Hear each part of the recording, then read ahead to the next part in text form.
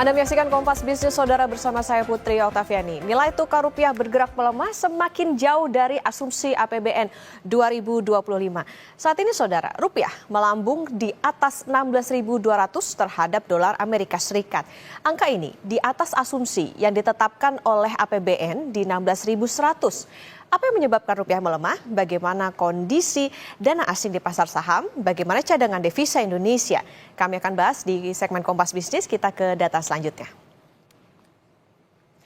Kita lihat kurs tengah rupiah di Bank Indonesia Saudara alias JISDOR. Posisinya ini dari awal tahun sudah naik turun. Gelombangnya begitu terlihat.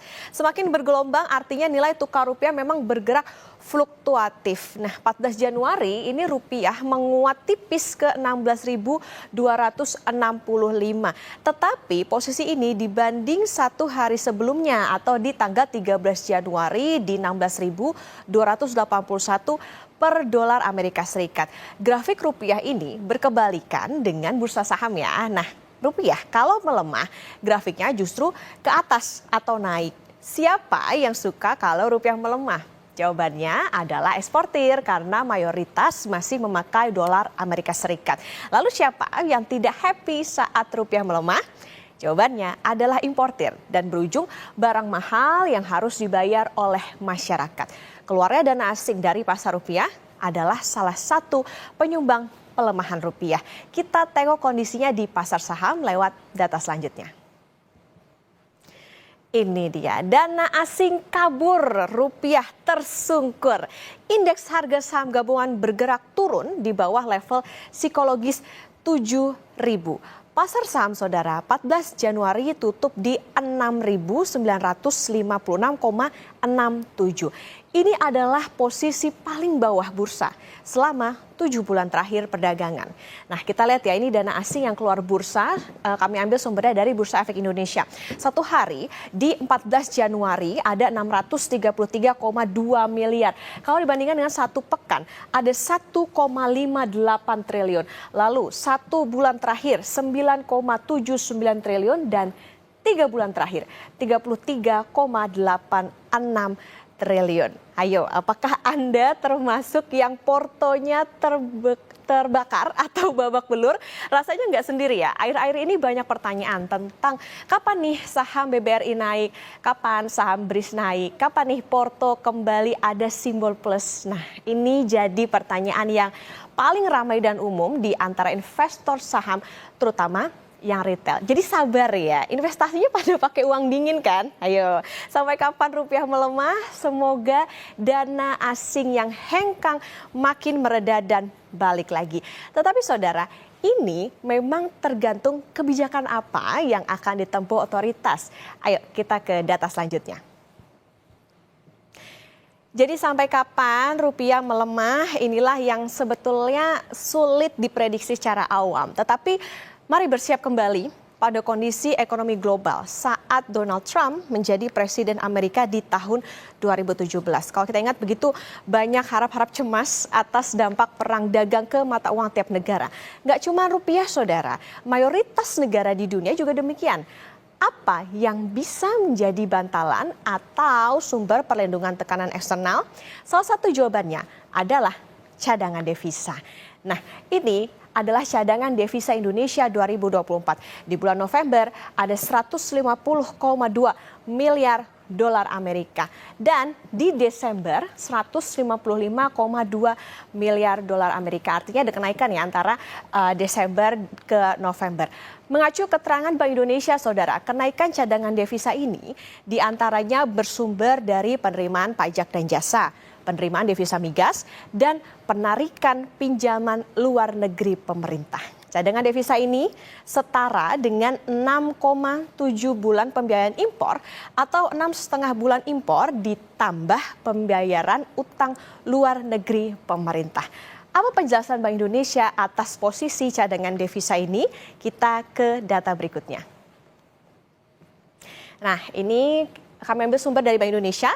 Bank Indonesia memandang cadangan devisa memadai untuk mendukung ketahanan sektor eksternal. Nah nih ya, ketahanan sektor eksternal. ini jadi kata kunci yang bisa kita tangkap bersama bahwa kondisi luar negeri tidak ada yang pasti. Peluang naik turunnya masih sangat besar. Tetapi Bank Indonesia bilang cadangan devisa memadai kok sebagai benteng pertahanan. Nah, landasannya adalah prospek ekspor yang tetap positif, neraca transaksi modal dan finansial juga diperkirakan tetap mencatatkan surplus. Ini sejalan dengan persepsi positif investor terhadap prospek perekonomian nasional dan imbal hasil investasi yang menarik, yang pada akhirnya mendukung tetap terjaganya ketahanan eksternal. Menteri Keuangan Sri Mulyani bilang di tahun 2024 pun nilai tukar rupiah sempat tertekan sampai di atas 16.400 terhadap dolar Amerika Serikat. Kondisi eksternal masih menjadi pengaruh besar terhadap nilai tukar rupiah. Mengalami peredaan dari sisi tekanan di 16.162 dibandingkan posisi tertekan yang tinggi sebelumnya yang sempat mencapai 16.421. Ini semuanya memberikan dampak dan membuat APBN tetap bisa beroperasi optimal. Temanya tetap sama, kerja keras, melindungi masyarakat yang terus-menerus memang suasana ekonomi dan geopolitik juga terus bergerak dinamis dan menjaga ekonomi kita tetap stabil dan tentu pada saat yang sama APBN-nya sendiri harus tetap terjaga sehat. Saudara, nilai tukar rupiah terhadap dolar Amerika Serikat bergerak melemah mendekati 16.300. Lebih lengkap soal pelemahan nilai tukar rupiah sudah bergabung Kepala Ekonom Bank Permata Joshua Pardede. Selamat pagi Mas Joshua, semoga kabarnya sehat. Selamat pagi Okta, kabar baik. Oke, Mas Joshua, awal tahun 2025 nilai tukar rupiah terhadap dolar Amerika Serikat bergerak melemah, nyaris tembus 16.300. Apa sebetulnya penyebab utamanya? Ya, kurang lebih memang penyebabnya hampir sama ya, bahwa ini masih faktor dari globalnya, terutama permintaan terhadap dolar yang kita lihat saat ini penguatan dolar ini terjadi bukan hanya terhadap rupiah tapi terhadap seluruh mata uang dunia. Dan kalau kita merefleksikan apa yang terjadi di minggu lalu itu memang ada beberapa kejadian, terutama adalah berkaitan tentunya terkait dengan perkembangan apa sih potensi kebijakan luar negeri yang akan diimplementasikan oleh Presiden terpilih Donald Trump ya di tahun ini. Dan yang kedua adalah beberapa data dari ekonomi Amerika Serikat, terutama data non-farm payroll, yang dimana data non-farm payroll di bulan Desember itu relatif lebih tinggi dari perkiraan, dan sehingga ini pada akhirnya dua kombinasi tersebut memberikan ekspektasi pada pasar ataupun pelaku pasar bahwa pada tahun ini dari versinya pasar, pelaku pasar bahwa potensi penurunan suku bunga Fed ini kembali menyusut ya. Kalau kita mengikuti dari FOMC bulan Desember, Fed bilang bahwa masih ada kemungkinan 50 basis poin penurunannya di tahun ini. Namun sejalan dengan perkembangan dari kebijakannya Trump dan juga dengan data-data ekonomi Amerika yang masih tetap solid, khususnya data tenaga kerjanya Amerika, ini memberikan ekspektasi pasar bahwa tahun ini kemungkinan mungkin bisa saja hanya 25 basis poin ataupun mungkin bisa tidak ada penurunan sama sekali di tahun ini. Sehingga faktor itulah yang menyebabkan kenaikan dari imbas hasil dari surat utang pemerintah Amerika Serikat, dan juga ini diikuti juga dengan penguatan dari dolar indeks, yakni dolar Amerika terhadap mata uang utama, sehingga pada akhirnya penguatan dolar dan juga kenaikan dari sisi US Treasury ini mendorong keluarnya dana-dana asing dari pasar negara berkembang, sehingga ini pun juga akhirnya berimplikasi kepada pelemahan mata uang negara-negara berkembang termasuk rupiah. Oke, Mas Joshua, penegasan berarti artinya faktor yang paling mempengaruhi adalah secara eksternal tadi soal bagaimana menunggu kebijakan Trump maupun juga tadi potensi bagaimana the Fed ini kayaknya nahan naik suku bunga begitu ya? Ya, betul. Jadi memang kita melihat bahwa ekspektasi penurunan suku bunga Fed di tahun ini akan cenderung mengecil dibandingkan ekspektasi Fed sebelumnya. Oke, Mas Joshua, pertengahan Desember 2024 dan pertengahan Januari 2025 arus modal keluar dari Indonesia ini mencapai 0,75 miliar dolar Amerika Serikat. Hal apa saja yang mempengaruhi investor asing saat menarik modalnya itu? Apa sih sebetulnya dampak bagi pasar modal dan nilai tukar rupiah?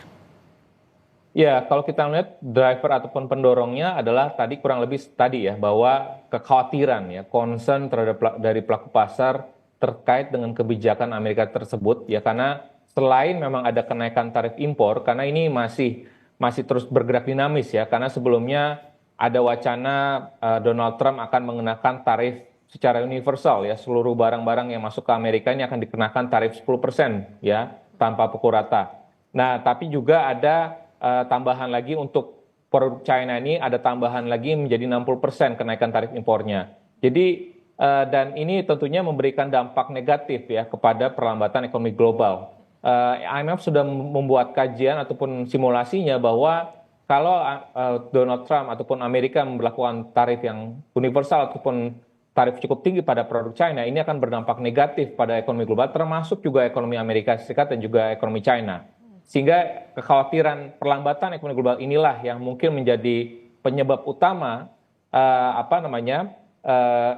safe haven aset, permintaan terhadap safe haven aset terutama dolar Amerika ini menjadi meningkat ya, sehingga itulah yang menyebabkan tadi dana-dana investor-investor asing yang tadinya menempatkan dana-dananya ataupun investasi di pasar negara berkembang ini cenderung untuk menarik dari dana-dananya masuk lagi kepada investasi ataupun aset safe haven ya. Dan tentunya tadi dampaknya adalah yang kita lihat bersama bahwa IHSG ya kemarin di awal tahun ini pun juga sempat di bawah 7.000 ya, untuk imbal hasil surat utang pemerintah Indonesia pun juga saat ini mendekati level 7,3% ya, sejalan dengan kenaikan dari US Treasury yield dan juga penguatan ataupun dari dolar Amerika Serikat, sehingga ini pun juga akhirnya akan berdampak juga kepada kondisi di mana tadi ya sentimen di pasar saat ini memang cenderung risk off ya, sehingga oleh sebab itu diharapkan memang perlu ada langkah-langkah stabilisasi dari Bank Indonesia tentunya, dan ini kami melihat bahwa BI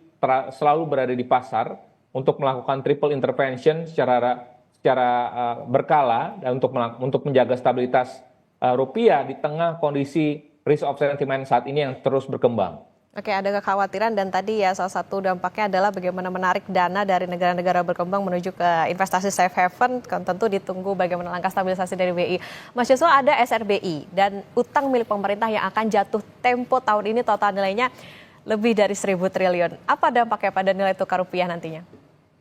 Ya, kita cukup melegakan adalah di mana di akhir tahun lalu Bank Indonesia dan juga pemerintah sudah melakukan kesepakatan bahwa terkait dengan utang pemerintah yang di mana pembelinya adalah Bank Indonesia, yang ini berkaitan dengan program pemulihan ekonomi nasional ya, ini yang seri variable rate, ini akan dilakukan debt switch ya, itu sebenarnya akan mengurangi risiko supply dari sisi penerbitan SBN di tahun ini, yaitu sekitar 100 triliun. Dan di samping itu pun juga Bank Indonesia akan berkoordinasi dengan pemerintah untuk melakukan penempatan juga ataupun melakukan langkah-langkah untuk melakukan stabilisasi juga di pasar SBN-nya.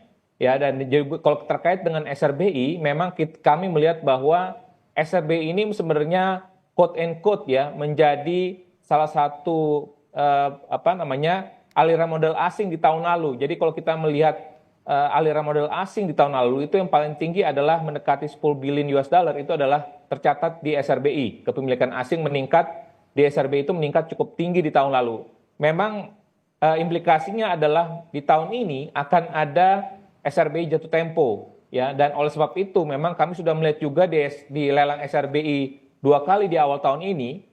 Bank Indonesia pun juga tetap menyerap ya, meskipun memang tentunya kami melihat bahwa ini masih akan terus berlanjut, meskipun dari sisi nominalnya akan lambat laun akan dikurangi, khususnya untuk yang SRBI mungkin yang tenor pendek, artinya Bank Indonesia akan mengoptimalkan SRBI yang tenor 12 bulan, sehingga harapannya ini akan mengurangi juga risiko jatuh tempo SRBI di tahun ini. Jadi oleh sebab itu dua risiko itu saya pikir, jatuh tempo dari SBN yang tahun ini dan juga jatuh tempo SRBI tahun ini, harapannya ini bisa termitigasi dengan baik. Nah, namun kembali lagi bahwa itu saja tidak cukup, karena tadi kita bicara terkait dengan sentimen dan juga bagaimana upaya dari pemerintah untuk bisa menenangkan pasar, bagaimana pemerintah juga bisa mengoptimalkan foreign direct investment. Karena kalau kita bicara portfolio investment ini memang notabene kita bicara jangka pendek, tapi kita juga harus bicara investasi asing dalam jangka panjang, sehingga ini akan bisa membuat stabilisasi ataupun dana-dana asing ini akan lebih stabil berada di Indonesia ataupun di dalam negeri. Sehingga dan oleh sebab itu kita juga melihat bagaimana kemarin ada wacana dari pemerintah untuk memperpanjang DHE. Ini di satu sisi memang ini dampaknya positif, tapi tentunya ini dari sisi pelaku usaha khususnya eksportir ini tentunya akan bisa berdampak cukup negatif, karena tentunya operasional dari beberapa pelaku usaha ini juga masih membutuhkan likuiditas dari sisi dolar atau rupiahnya, sehingga ini tentunya harus ada jalan tengah ya, di mana kita tahu bahwa pemerintah menginisiasikan bahwa akan ada penambahan perpanjangan dari DHE menjadi 1 tahun, tapi tentunya jangan sampai ini pun juga memberatkan dari sisi pelaku usaha khususnya dari sisi eksportir. Nah itu tadi strategi apa yang perlu diperhatikan oleh pemerintah terhadap hal ini berarti? Ya, kalau kita melihat tentunya bagaimana komunikasi Bank Indonesia dan pemerintah dengan para investor ini harus terus diperkuat. Yang kedua tadi adalah bagaimana upaya dari sisi memperkuat dari sisi kondisi kinerja dari sisi external balance kita, dalam hal ini current account kita ya, agar tetap terjaga, karena di sisi lainnya pun juga karena kita melihat ada potensi peningkatan ataupun pelebaran defisit fiskal, sehingga ini akan ada risiko twin deficit yang akan terjadi ya, meskipun memang defisit current account masih relatif di bawah level normalnya yakni 2,5% sebelum pandemi. Namun ini yang harus kita cermati juga bahwa negara-negara lain di ASEAN itu kondisinya tidak mengalami twin deficit ya, baik itu defisit di fiskal dan juga defisit di current account. Sehingga tentunya pada saat terjadi gejolak ataupun sentimen negatif yang ada dari global, tentunya ini akan tentunya sensitivitas dari investor asing ini akan jauh lebih sensitif gitu ya, dengan adanya risiko twin deficit tersebut. Dan di samping itu pun juga dengan kebijakan perluasan TDDHE falas ya, optimalisasi TDDHE falas, lalu juga bagaimana kita pun juga pemerintah perlu mendorong ya, dengan adanya kondisi pelemahan, kondisi penguatan dolar saat ini, tentunya ini menjadi momentum juga untuk pemerintah mendorong mengakselerasi sektor pariwisata. Karena kalau kita melihat di tahun lalu misalkan jumlah wisatawan mancanegara itu masih belum kembali pulih normal ya, meskipun memang kalau kita melihat wisatawan Nusantara itu sudah kembali normal, tapi wisatawan mancanegara ini belum kembali pulih. Jadi tentunya momentum penguatan dolar saat ini saya pikir menjadi momentum sangat baik ya buat wisatawan mancanegara untuk datang berwisata ke Indonesia, sehingga itu akan mendatangkan devisa. Dan juga di samping itu juga perlu kita lihat lagi optimalisasi dari hilirisasi ini harus lebih kita tingkatkan lagi, dan juga perluasan dari sisi pasar ekspor Indonesia ya, dengan kita sudah bergabung dengan BRICS dan juga harapannya nanti dengan bergabung dengan OECD, harapannya pasar ekspor kita dan juga kerjasama internasional investasi ini akan semakin berkembang lagi dengan adanya kerjasama free trade agreement ke depannya yang akan dilakukan oleh pemerintah Indonesia dengan bilateral pemerintah lainnya. Oke, baik, bisa dilihat sebagai blessing in disguise begitu ya, terkait dengan hal ini bisa menambah devisa juga potensinya. Mas Joshua, nilai tukar rupiah pada 14 Januari 2025 di Gisdor Bank Indonesia berada di angka 16.256. Berapa sebetulnya nilai wajar rupiah kalau tidak diintervensi Bank Indonesia? Apakah nilai itu juga karena adanya intervensi Bank Indonesia? Kemudian bagaimana prediksi Anda pada kebijakan suku bunga di RDG bulan ini? Atau adakah ruang kenaikan untuk menahan kejatuhan rupiah? Singkat saja Mas Joshua. Ya, pada intinya adalah sebenarnya kalau kita bicara fundamental ekonomi Indonesia saat ini, semestinya ya nilai tukar rupiah saat ini belum mencerminkan sepenuhnya faktor fundamental ekonomi kita ya, karena ini masih kembali lagi faktor sentimen, karena tadi ada kebijakan Trump sehingga ekspektasi penurunan suku bunga Fed juga cenderung menjadi menurun.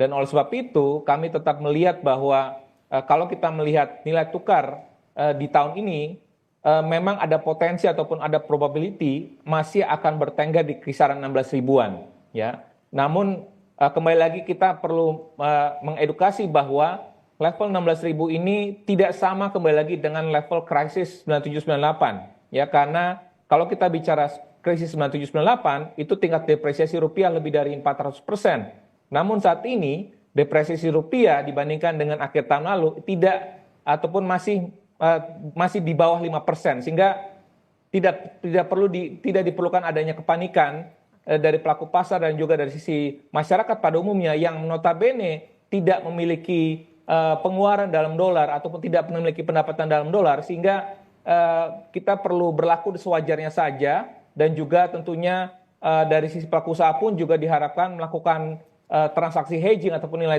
lindung nilai sehingga ini akan bisa mengurangi mitigasi permintaan dolar di transaksi spotnya, ya, sehingga harapannya itu akan bisa mengurangi tekanan terhadap rupiah dalam jangka pendek ini, dan diharapkan ke depannya dengan adanya meredanya nanti harapannya normalisasi, harapannya dengan kebijakan dari Trump nanti, dari kebijakan luar negerinya, harapannya ini akan lebih normalize lagi nanti di semester kedua, sehingga rupiah ini akan kembali sedikit akan menguat di akhir tahun ini, dan ini harapannya bisa mendukung perekonomian kita, pertumbuhan ekonomi kita di tahun ini. Oke, baik, masih berada di, ya potensinya masih ada di angka psikologis 16 ribuan, tapi yang jadi catatan ada depresiasinya sebetulnya masih di bawah 5%, jadi tidak perlu panik. Kita tunggu bagaimana strategi dan juga intervensi dari Bank Indonesia soal ini, dan tadi ya hati-hati soal faktor eksternal terutama kebijakan Donald Trump nantinya. Terima kasih Kepala Ekonom Bank Permata Mas Yusuf Pardede sudah bersama di Kompas Bisnis, sehat selalu.